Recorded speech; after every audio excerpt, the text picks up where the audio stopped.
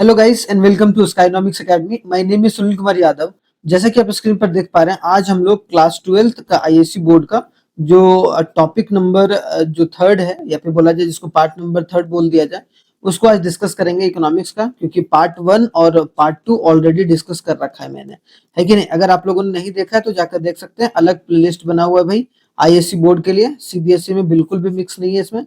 तो दोनों बोर्ड का अलग अलग मैं डिस्कस करने वाला हूँ यहाँ पर। इस साल आपको पता ही है कि 2025 और 26 का जो पूरा वीडियो होगा वो आप लोगों को यहाँ पर देखने को मिलेगा इस चैनल पर।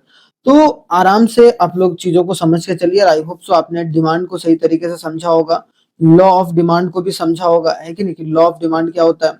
फिर लॉ ऑफ डिमांड के बाद हमने देखा था कि टाइप्स ऑफ डिमांड कितने होते हैं, वो भी हमने देखा था आराम से। फिर उसके डिटर्मिनेंट्स भी देखे थे कि कितने डिटर्मिनेंट्स होते हैं भाई, ठीक है। मैं इनकम के हिसाब से इंफीरियर गुड्स वगैरह देखे थे हम लोग, है ना। इंफीरियर गुड्स देखे थे। फिर हम लोग गिफिन गुड्स भी हम लोगों ने पढ़ा था, गिफिन गुड्स भी पढ़ा था। उसके बाद अगर देखा जाए तो हम लोगों ने और क्या पढ़ा था, और अगर आप लोगों को देखने को मिलेगा, इसके बाद हमने exception of law of demand देखा था। एक्सेप्शन ऑफ लॉ, अपवाद, है कि नहीं, exception of law of demand भी। तो ये सब सारा जो कॉन्सेप्ट है वो मैंने पढ़ा रखा है, तो जाकर आप जरूर देखिएगा इसको एक बारी, पार्ट वन और पार्ट टू को। तो आज हमारा पार्ट थर्ड होगा जो demand and law of demand chapter का, ठीक है। इसको शानदार तरीके से आज खत्म करेंगे तो समापन अच्छा होगा भाई, ये बात सही बात है।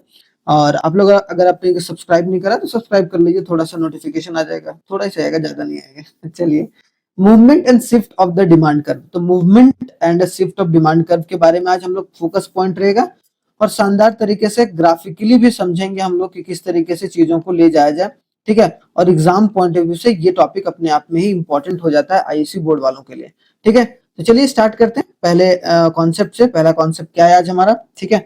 तो पहला है कि चेंज इन डिमांड, ठीक है। दो तरीके का कॉन्सेप्ट होता है, आपके एग्जाम में पूछा जाता है। कौन कौन सा भाई? मूवमेंट और शिफ्ट। तो यहाँ पर हम लोग क्या देखेंगे? मूवमेंट। तो movement along the demand curve. तो मूवमेंट में क्या है, तो चेंज इन क्वांटिटी डिमांडेड कैसे होता है। देखो, मूवमेंट में एक बात याद रखना, कभी भी ये वर्ड आ गया movement along the demand curve, तो आप इसमें ये बात याद करके चलेंगे कि इसमें प्राइस भी चेंज हो रहा है और क्वांटिटी डिमांडेड भी चेंज हो रहा है। मतलब प्राइस जब कम होता है, और जब प्राइस प्राइस कम होता है तो क्वांटिटी डिमांडेड ज्यादा होता है, और जब प्राइस ज्यादा होता है तो हमारा क्वांटिटी डिमांडेड क्या होता है? कम होता है कि नहीं। कि ज्यादा पैसों पर कम सामान को खरीदा जाता है लोगों के द्वारा। और हमेशा मैंने बोला कि डिमांड को कंज्यूमर के साइड से देखिएगा, ना कि बिजनेसमैन के साइड के हिसाब से, ठीक है। तो ये बात समझना है। तो यहाँ पर अगर देखा जाए हमारा, तो क्या कॉन्सेप्ट है भाई, ये देखिए।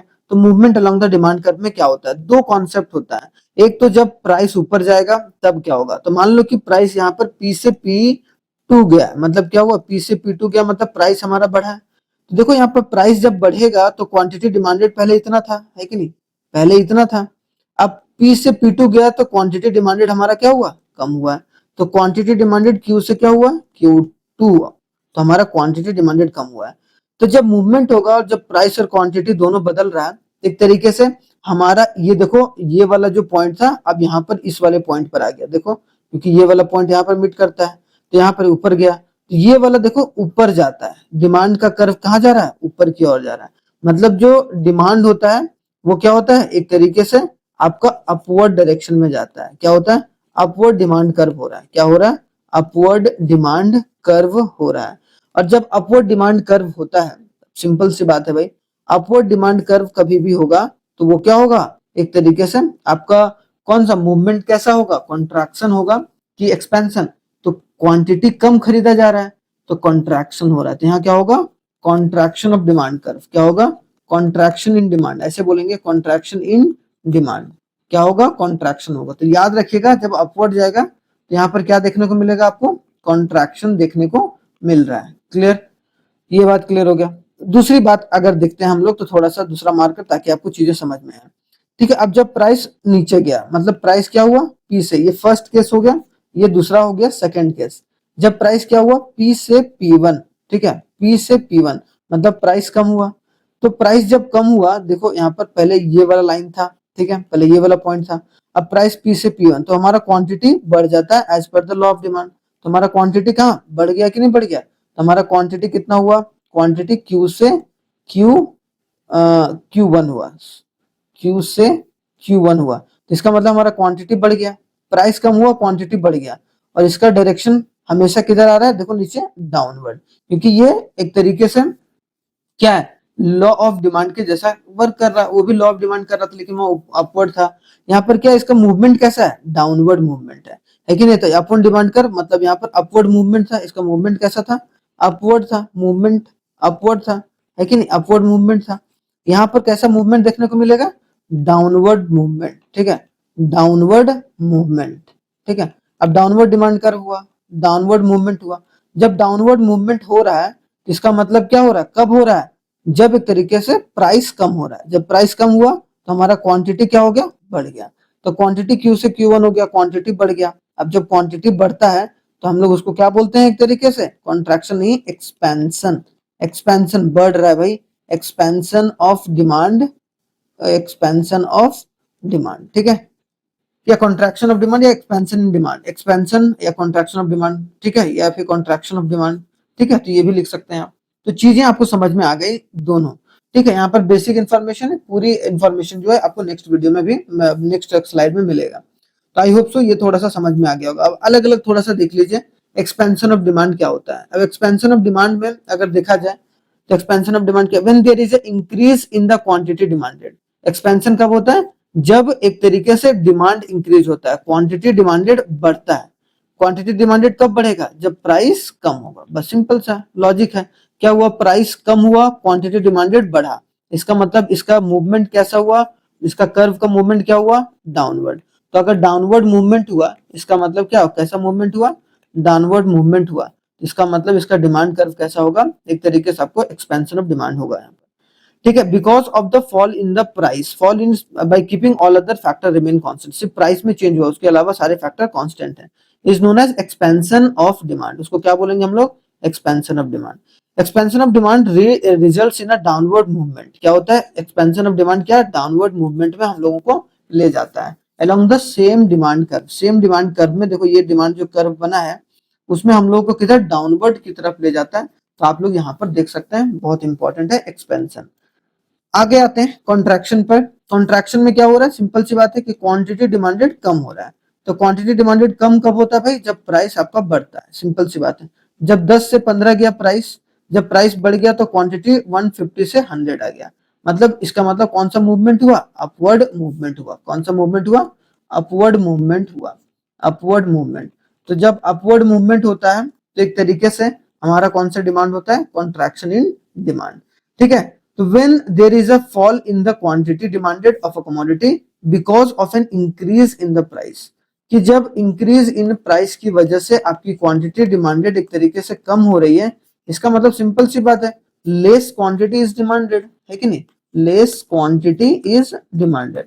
और जब लेस क्वांटिटी डिमांडेड होगा तो इसका मतलब क्या होगा, कि कम लोग खरीद रहे हैं भाई, है कि नहीं। पैसा जब प्राइस बढ़ जाता है तो कम लोग खरीदते हैं, इसका मतलब यहाँ पर कॉन्ट्रैक्शन देखने को मिल रहा है, ठीक है, समझ में आनी चाहिए, इंपॉर्टेंट है। Contraction of demand results in upward movement along the same demand curve. क्या होता है, सेम डिमांड कर्व में अपवर्ड मूवमेंट होता है, ठीक है। तो ये चीज याद रखिएगा, बहुत इंपॉर्टेंट है। तो ये हमारा मूवमेंट, मूवमेंट में दोनों चीज बढ़ता और घटता है। अब आते हैं थोड़ा सा हम लोग देखते हैं कि चेंज इन डिमांड क्या होता है। अब चेंज इन डिमांड को थोड़ा समझने के लिए समझिएगा, इंपॉर्टेंट पॉइंट है। चेंज इन डिमांड का मतलब क्या है, शिफ्ट इन डिमांड। अगर चेंज इन डिमांड में शिफ्ट इन डिमांड कहीं नाम आ गया तो आप लोग यहाँ पर देखिएगा कि प्राइस को हमेशा कांस्टेंट रखना है। क्या, शिफ्ट में प्राइस कांस्टेंट, क्योंकि प्राइस हम लोग ऊपर नीचे करके देख लिए। अब हम लोग प्राइस को कांस्टेंट करते हैं। प्राइस कांस्टेंट मतलब प्राइस में कोई चेंजेस नहीं आ रहा है। लेकिन बहुत सारे ऐसे होते हैं ना गुड्स कि जिसमें प्राइस चेंज नहीं होता, लेकिन उसके बाद भी क्वांटिटी डिमांडेड कभी बढ़ जाता है और क्वांटिटी डिमांडेड कभी कम हो जाता है, ठीक है। तो अगर ये सिचुएशन आता है तब हम लोग क्या बोलेंगे, तो सिंपल सी बात है कि जब प्राइस कांस्टेंट है और जब प्राइस बढ़, क्वांटिटी बढ़ जा रहा है, मतलब मान लो कि एप्पल है, एप्पल है, एप्पल है भाई। अब एप्पल का प्राइस मान लो 50 रुपया, 50 रुपया पर केजी है, ठीक है। तो 50 रुपया पर केजी था तो क्वांटिटी डिमांडेड मान लो 40 केजी का कर रहा था कोई दुकानदार, ठीक है। 40 केजी का जो एप्पल था वो डिमांड हो रहा था। लेकिन अब मान लो कि इसका प्राइस वही है, सेम है, लेकिन अब क्वांटिटी डिमांडेड कितना खरीद रहा है, 60 केजी खरीद रहा है। इसका मतलब क्या है कि क्वांटिटी डिमांडेड क्या हुआ, इंक्रीज हो गया। प्राइस सेम है, प्राइस में कोई चेंजेस नहीं आया, प्राइस में कोई चेंजेस नहीं आए, प्राइस क्या है, प्राइस सेम है। अगर दूसरा केस आ गया, मान लो कि अगर 60 रुपये, अब 40 रुपये, मान लो 30, पहले 40 kg खरीदा था, अब 30 kg खरीदने लगेगा, मतलब क्या होगा, क्वांटिटी डिमांडेड क्या होगा, कम होगा। तो यहाँ पर दोनों चीजें, यहाँ समझने वाली बात है, बहुत इंपॉर्टेंट है। तो देखो, जब एक तरीके से क्वांटिटी डिमांडेड कम होता है, मतलब पहले यहाँ पर था, मान लो ये क्वांटिटी डिमांडेड था, अब क्वांटिटी डिमांडेड एक तरीके से यहाँ से यहाँ आ गया, Q से Q2 आ गया, क्या हो गया, Q से Q2 आ गया, Q से Q2 आ गया, मतलब कम हुआ है कि नहीं, मतलब लेस डिमांड। तो लेस डिमांड में क्या आएगा भाई, तो यहाँ पर अगर थोड़ा सा देखा जाए, लेस डिमांड में क्या होगा, जब लेस डिमांड होगा तो लेस डिमांड में क्या होगा, क्वांटिटी डिक्रीज करेगा, और क्वांटिटी डिक्रीज करेगा तो हम लोग इसको क्या बोलेंगे, डिक्रीज इन डिमांड। क्या बोलेंगे, डिक्रीज इन डिमांड। सिंपल सी बात है, डिक्रीज इन डिमांड। तो डिमांड देखो यहाँ से यहाँ आ गया, मतलब पहले डिमांड कर रहा था डी से डी, अब यहाँ पर यहाँ इधर चला गया कि नहीं, तो इसका मतलब यहाँ पर डिक्रीज इन डिमांड क्या हुआ, डी डी था, अब वहां पर क्या हो गया, डी टू हो गया। आई बात समझ में। दूसरा बात है कि अगर यहाँ पर क्वांटिटी इंक्रीज हो गया, मतलब मान लो Q से Q2 Q1 हो गया, Q से Q1 का मतलब इंक्रीज इन डिमांड। देखो ये वाला क्या हुआ, इंक्रीज इन डिमांड, यहाँ पर क्या हुआ, increase in demand, increase in demand. तो जब इंक्रीज इन डिमांड हुआ, डिमांड बढ़ गया लेकिन प्राइस सेम था, इसका मतलब क्या होगा कि हम लोग उसका डिमांड कर्व किधर हुआ भाई, डी से क्या हुआ, D1 हो गया, तो इसका डिमांड कर्व इधर देख रहे हो, आगे की ओर जाएगा, राइटवर्ड शिफ्ट होगा। तो अगर कोई बोलेगा कि इंक्रीज इन डिमांड में कैसा शिफ्ट हो रहा है, तो हम लोग इसको बोलेंगे इंक्रीज इन डिमांड में राइटवर्ड शिफ्ट हो रहा है। कैसा शिफ्ट हो रहा है, राइटवर्ड शिफ्ट हो रहा है।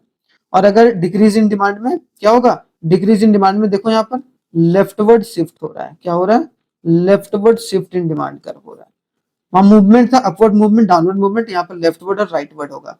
राइटवर्ड जब इंक्रीज इन डिमांड हो रहा है। ठीक है, चलिए, ये बेसिक सा कॉन्सेप्ट था जो कि आपको समझ में आ गया। अब एक एक कर समझ लेते हैं।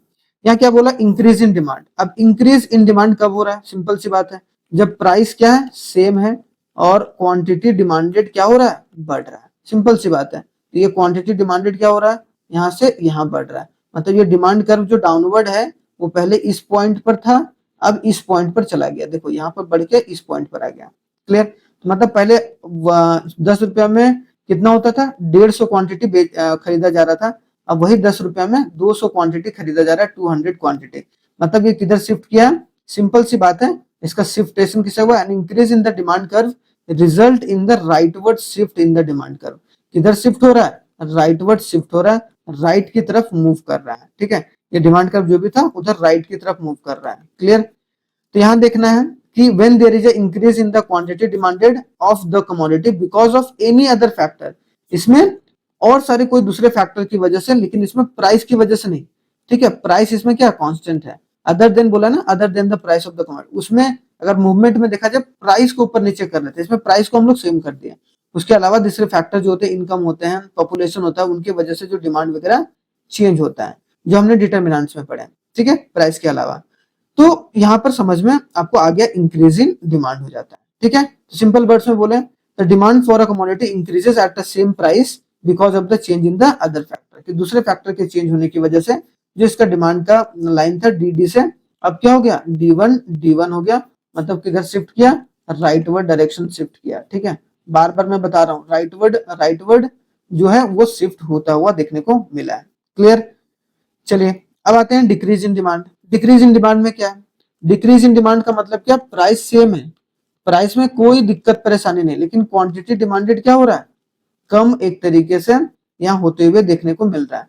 जब प्राइस सेम रहेगा, क्वांटिटी डिमांडेड कम हो गया। देखो पहले 10 रुपया में कितना, 10 रुपया में पहले कितना क्वांटिटी डिमांड कर रहे थे, 150 क्वांटिटी डिमांड कर रहे थे। अब वही 10 रुपया में कितना हो गया, वही 10 रुपया में अब 100 क्वांटिटी डिमांड कर रहे हैं। देखो क्वांटिटी डिमांडेड क्या हो गया, कम हो गया। तो ये किधर शिफ्ट किया, लेफ्टवर्ड डायरेक्शन में शिफ्ट किया। किधर, लेफ्टवर्ड में। तो decrease in demand of the results in a leftward shift in the demand curve. किधर शिफ्ट कर रहा है, लेफ्टवर्ड शिफ्ट कर रहा है। क्यों, क्योंकि अदर फैक्टर की वजह से हो रहा है। When there is a fall in the quantity demanded of the commodity because of it factor other than the price. Price के अलावा जितने भी सारे फैक्टर्स हैं उनकी वजह से मान लो वो लोगों को पसंद नहीं आ रहा है, मान लो टेस्ट नहीं आ रहा है, तो जिसकी वजह से लोग उसकी एक तरीके से प्राइस कुछ भी, प्राइस सेम है, प्राइस में कोई चेंजेस नहीं आया, लेकिन टेस्ट नहीं आने की वजह से उसकी डिमांड में कमी आ गई। वैसे बहुत सारी चीजें हैं, इनकम भी हो सकता है, इंफीरियर गुड्स वगैरह सब चीज उसमें आते हैं। तो ये चीज आप लोग देख सकते हैं जो कि इंपॉर्टेंट है, डिक्रीज इन डिमांड में लेफ्टवर्ड शिफ्ट होता है, ठीक है, लेकिन प्राइस कांस्टेंट रहता है। क्लियर? तो आई होप सो आपको demand and law of demand का चैप्टर पूरे अच्छे तरीके से कंप्लीट होगा। Demand and law of demand का मैंने बहुत शानदार तरीके से 3 पार्ट में डिस्कस करा है, पार्ट 1, पार्ट 2 और पार्ट 3 में। तीनों पार्ट देखिएगा तो आपका पूरा अच्छे तरीके से कंप्लीट हो जाएगा। इसके बाद थ्योरी ऑफ कंज्यूमर बिहेवियर है आपके चैप्टर्स, उसको स्टार्ट करेंगे, ठीक है, थ्योरी ऑफ कंज्यूमर बिहेवियर, ठीक है। तो थ्योरी ऑफ कंज्यूमर बिहेवियर को शानदार तरीके से देख के चलिएगा, इंपॉर्टेंट है, मजा भी आएगा, ठीक है। तो इसका नेक्स्ट जो हमारा स्टेशन होगा वो हम लोग यहाँ रुकेंगे, ठीक है। थैंक यू वेरी मच, जय हिंद। आप लोगों को अगर नोट्स चाहिए तो मैं नोट्स बार बार बता रहा हूँ कि टेलीग्राम पर आप लोगों को नोट्स मिलेगा, तो टेलीग्राम ज्वाइन कर लीजिए, स्काईनॉमिक्स एकेडमी 10th 11th 12th। तो उसमें से आप लोगों को आराम से वो पीडीएफ वगैरह मिल जाएगा, और उस पीडीएफ को डाउनलोड भी कर सकते हैं और रिवीजन के तौर पर उसका इस्तेमाल भी कर सकते हैं, क्योंकि किताब में बहुत अनाप शनाप लिखा हुआ है, तो वो सब सारा पढ़ने की जरूरत नहीं है। चलिए ठीक है, थैंक यू वेरी मच, जय हिंद, और मिलते हैं नेक्स्ट वीडियो में। कॉमर्स का भी बहुत जल्दी चैप्टर नंबर 1 जो होगा बिजनेस इन्वायरमेंट का, वो भी मैं स्टार्ट करूंगा, तो उसको भी जरूर देखिएगा, इंपॉर्टेंट है, ठीक है। सॉरी, बिजनेस इन्वायरमेंट का, ठीक है, कॉमर्स का, तो उसको भी देख के चलना है, ठीक है। चलिए, थैंक यू वेरी मच, जय हिंद।